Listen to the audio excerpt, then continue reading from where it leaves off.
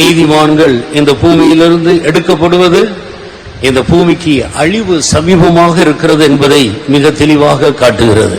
Righteous men being caught up from this earth denotes very clearly that this world is awaiting a judgment or destruction. Sodom கொமோராவிலே நீதிமான்கள் எல்லாம் ஆண்டவருக்கு பயந்தவர்கள் போன பிறகு கடைசியா லோத்து குடும்பத்தை சேர்ந்த 4 பேர் மட்டும் இருந்தார்கள்.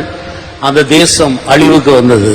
When all the devout men had left Sodom and Gomorrah, and finally only Lot's family, 4 of them were left there, and so a great destruction met that place. இந்த ஹால்ல இருக்கிற ஒவ்வொரு தூணாக நாம் உடைத்து கொண்டே வந்தால் இந்த ஹால் முழுவதும் உடைந்து போகும் என்று நாம் அறிந்திருக்கிறோம். We know that if we keep breaking the pillars of this hall one by one, finally this hall would collapse. நீதிமான்கள் எடுத்துக்கொள்ளப்படுகிறார்கள், ஒருவரும் அதை மனதில் வைக்கிறதில்லை. The righteous are taken away and none taketh it to his heart. பரிசுத்தவான்களுக்காக, சபையின் தூண்களாய் இருக்கிறவர்களுக்காக நாம் ஜெபிக்க வேண்டியது நம்மேல் விழுந்த பெரிய கடமை.